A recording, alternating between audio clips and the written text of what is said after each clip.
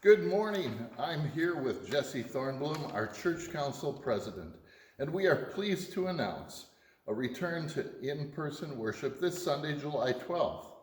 And while it's a partial reopening with limited seating, we do get to gather visibly as the body of Christ after 4 months. And being the body of Christ also means that we care for the least and most vulnerable among us. So we thank you in advance for your patience and your support and participation in these new guidelines. Our SAFE team gathered and started meeting in May to decide and consider if, when, and how gathering in person may look.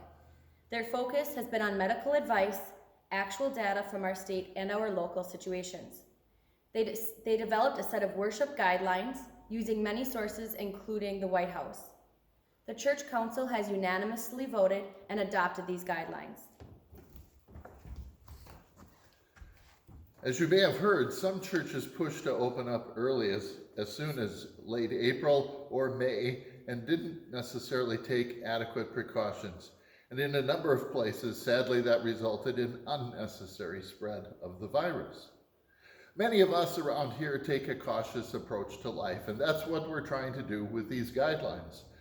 A couple things to remember is that we want you to use only the south entrance closest to the school as you come in for worship, and remain a safe distance apart while in the building. And many pews are marked off, and it'll be clear where you can sit safely in the sanctuary. We know that with the opening of indoor services at restaurants and bars that the virus may spread. We also realize with the 4th of July holiday and other summer events that we will need to watch our local conditions. There were 2 notable surges in May for local COVID-19 cases, including a few in Osakis. But for most of the spring, new cases stayed in the single digits for a 12-day period. So long as these numbers stay low and we practice safe social distancing, we will gather in person. Please know that we will have hand sanitizer and masks available. We will continue to live stream weekly worships and also post them on YouTube. We will email our safe precautions today to you, and you will also be able to find them posted here on Facebook as well as the church website. If you receive the weekly worship bulletin in the mail, you will find a condensed version in this week's bulletin. Some churches began meeting a few weeks ago here in our local area, but most ELCA congregations in the Northwest Minnesota Synod have not yet returned to in-person worship.